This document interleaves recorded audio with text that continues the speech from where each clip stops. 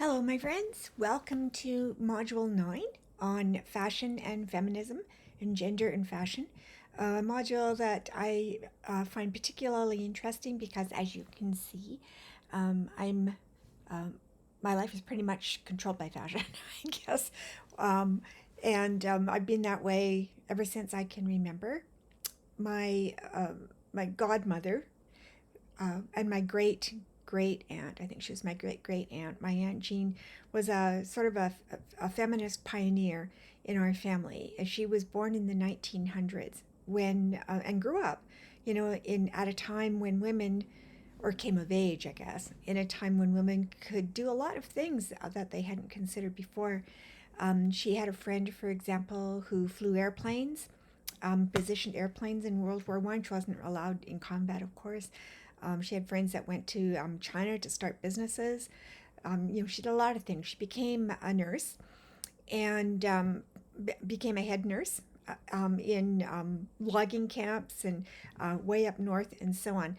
Um, read, was in some pretty rough contexts and really held her own as a single woman at that time, which was quite unusual for the time. But whenever I went to visit her, she was completely coordinated. She'd have on a dress and a corset and pearls, and her shoes would match her dress, and she would carry her handbag around in the house with her.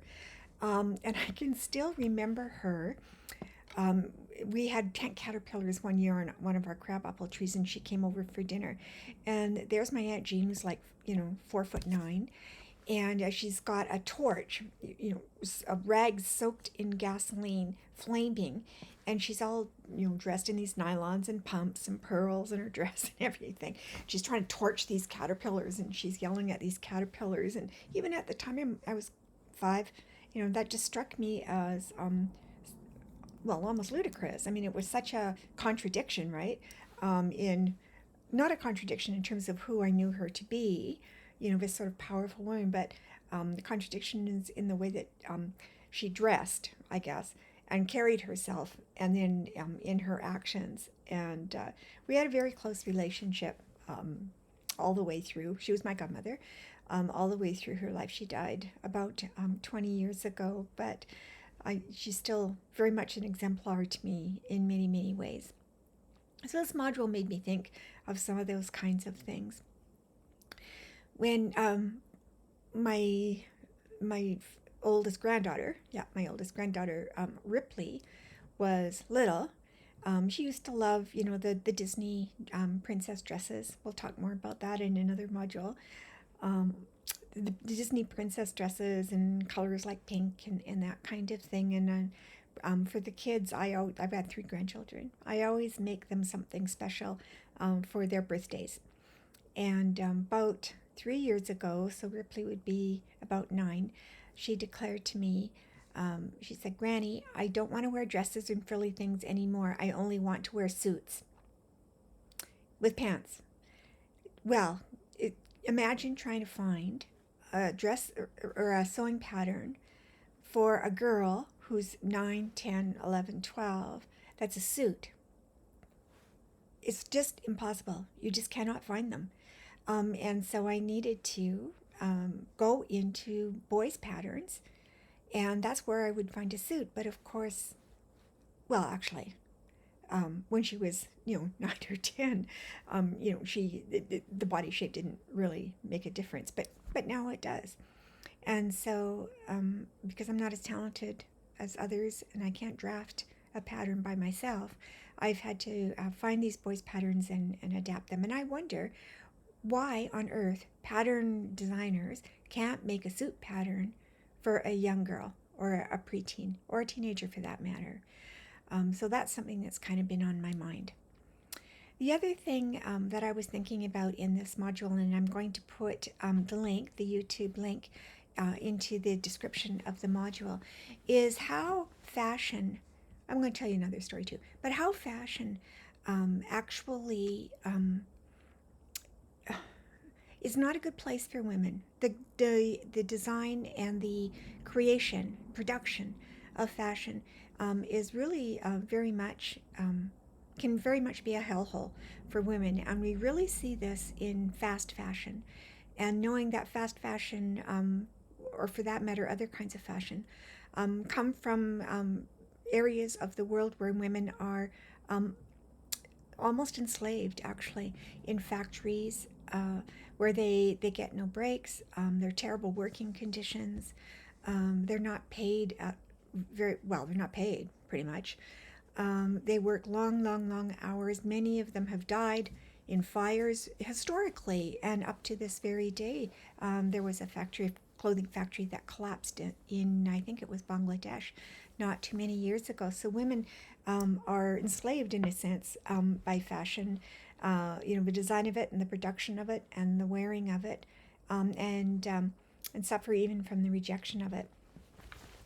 Let me tell you another story about how um, fashion can, even though we're talking gender normativity, can work against us as well, professionally speaking. So, taking after my Aunt Jean, um, I'm always sort of completely coordinated. And my daughter said once to me, "Oh, Mom, you don't need to be so matchy all the time." But I am, as my generation, that was my role model. That's how I am. And when I became a dean, I was one of only three deans out of, or four deans out of 18 or something. That was a third of us for a long time, for about 10 years, only a very few of us at the table. And what we tried to do was support each other when we spoke and when we offered, our observations and ideas by amplifying each other. So the Dean of Arts would say, make a point, and normally she'd make a point and everybody'd kind of look at her. And then, 2 deans later, a male dean would make the same point and everybody's like, yeah, right, let's do that. That's a great idea. And so we got together and we decided we'd amplify each other. And what that meant was that now, if Leslie said something, when I spoke, I'd say, as Leslie said, and I agree. And, so we'd bring each other's names up again and underline the points that we had made. So we weren't listened to. Our voices were not, did not have the same authority as the male dean's voices around the dean's table. And I can remember once we had a budget discussion, and I was defending my faculty as usual, because everybody always thought they could, let's reduce the budget and take money away from the Faculty of Extension. So I had made, I thought, a particularly compelling point about why we needed to care as much about continuing professional learners, many of the marginalized and vulnerable populations, be forced to leave school early, New Canadians, many, many groups. And so I made this point. I thought I'd made a very good point. Hadn't gotten emotional about it. And there was this little silence, and the dean that was sitting next to me was a male, said into the silence, "Your nails match your phone." So basically he dismissed me by making a comment about what I was wearing, which cast me as a frivolous person, someone whose opinion was not to be taken seriously, who did not have moral authority in that room. So fashion is a very, very complicated thing for feminists. It's a very complicated thing not just feminists, certainly, but in terms of gender. And as we saw, with the presentation by the trans influencer, it's really, really important, and yet sometimes it's just not important at all. It has nothing to do, really, with who we are, what we think, or, whether we have moral authority or not. Sometimes we just have to dress the part to get that attention. So lots of things to think about in this module. And I invite you to take a look at the YouTube, whose link I'm going to post. And there are a number of other very, very interesting YouTubes about fashion and feminism and around the world. And I do have to say that this module was very much Eurocentered. kind of discussion, sadly. And I think we need to look at things like, foot binding, for example, in Asia. The wearing of different kinds um, in in theocracies, for example, what women are required to wear.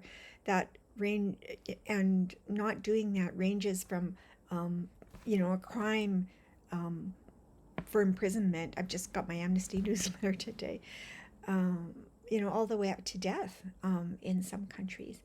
Um, I invite you to look at the cultural reasons for some of those kinds of things, for example. So, a challenging module, a really, really interesting module. I like the challenges that are being proposed to you in this module, and I do hope some of you take them up. So, again, happy learning. Bye bye.